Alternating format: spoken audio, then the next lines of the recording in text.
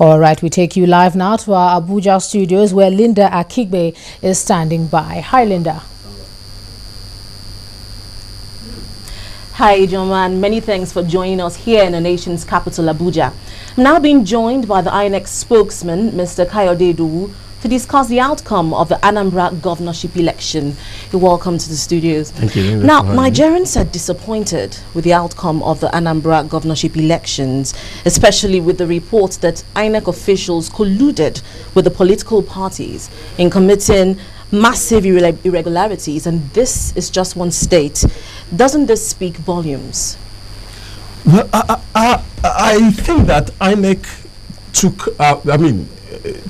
decided to be courageous in making clear what the source of the trouble that we had in one local government is. Well, we have not really concluded, or neither did we declare that political parties, but the leadership of the commission did make clear that sabotage was suspected, and that was obvious from the way the problem in that local government played out. And so far, we've handed over the official to the police. As a matter of fact, simultaneously, the administrative procedures for discipline within the organization has also been initiated. And all this is to send the signal loud and clear that, one, the commission will not abet such conduct, and also to put everybody even in the commission on notice that there is no room for such conduct. And I think that portends good for the electoral process. But some have criticized the INEC for not naming the official. No one seems to know what his name is, who he is. There's no other way to name him than to declare that the official in charge of the electoral officer in charge of the Idemili North local government. The name is out there. the name of there are 21 EOs in Anambra, and we did say that one of them, and we identified the local government. It's given. Now, why did the election have to hold on a Sunday? Did all the political parties agree to this? The choice of Sunday is a choice between the rock and the hard place. Now, elections were conducted on Saturday, and for unfortunate reasons, those elections could not be concluded. Now, knowing Anambra, actually anywhere in the country or anywhere at all, not even in Nigeria alone, holding an election result for so long could create unforeseen problems. You can imagine with what we are seeing on ground now, you can just imagine what it would be if INEC kept silent over the process. At least everybody knows the scoreline now, and we know what we are waiting for. But this will not have been the case if we didn't do what we did on Sunday. It means that we will have kept silence on even the state of the process so far, and you can imagine all kinds of apprehension, incitement that could go on. So the best thing was to quickly conclude that process. But and the only way to do that. Did INEC consult with the political parties before making that decision? The election involved a community, and the community was consulted. It was an election that involved a particular community. There were representatives of that community.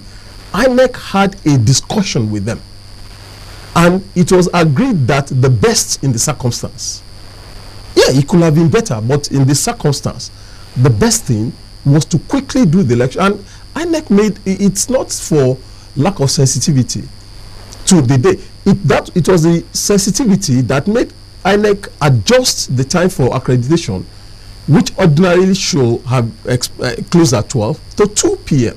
such that even if people go out, they can come back and join the process. So it's all part of the indication that there was a sensitivity. But if we did not conclude that process, honestly, we could have led the whole place into a worse scenario than we have common ground.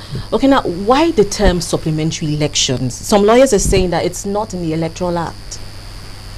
Well, you see, it's supplementary because it is still the election, but in certain areas that were identified. The returning officer said it's not a runoff, because a runoff would be between the first, the leading party, and the runner-up party. Now, in this case, all the 23 parties are taking part in those local governments, and so the race is open to all. So it's not a runoff.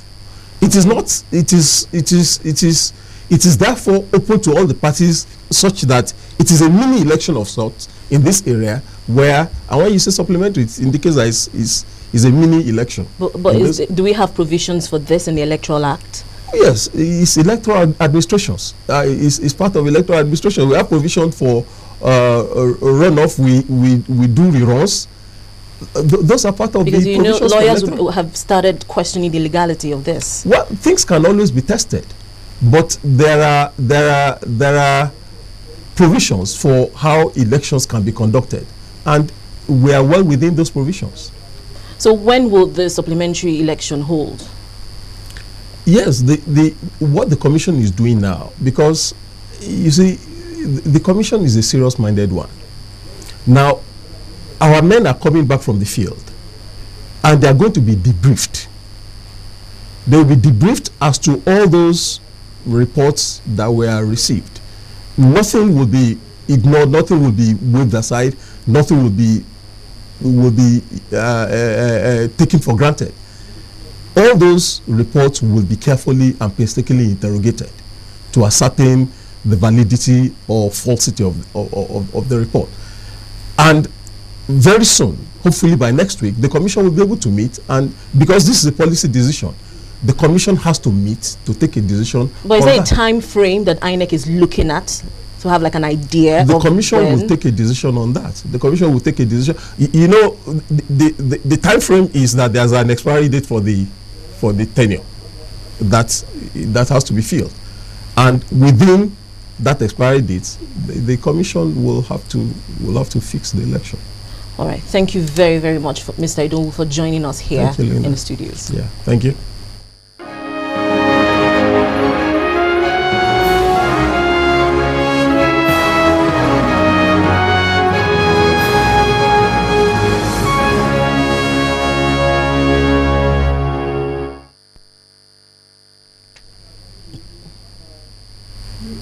Some legal experts have made a case for a constitution that will reflect the aspirations and realities of Nigerians.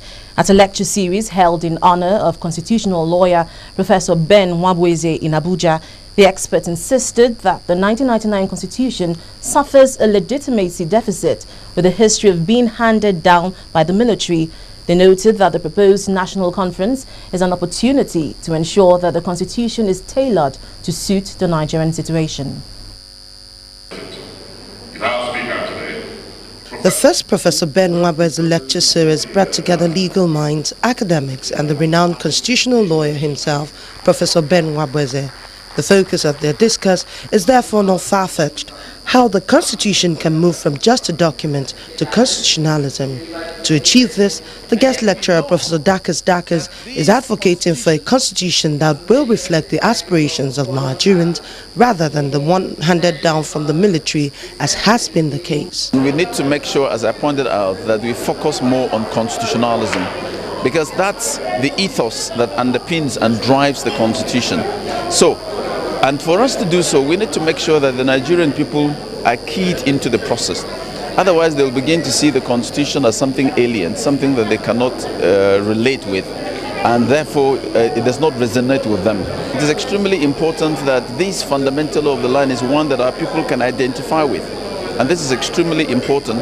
And as we look forward to Mr. President's proposed national dialogue, we hope that it provides us an opportunity to have a break from the past and engage our people more robustly, more constructively, in a manner that ensure that ultimately it is our people that are the focus of the development process. And until we do that, then the constitution will continue to struggle.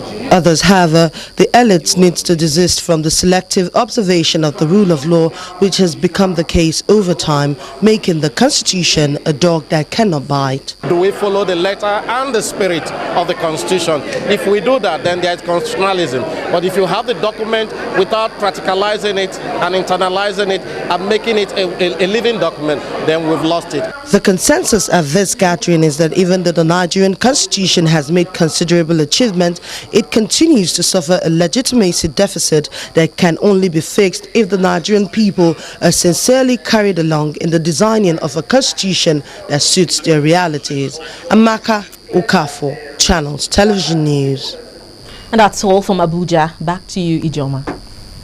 Well, thanks a lot, Linda. That's Linda Akigbe live there in the nation's capital, Abuja.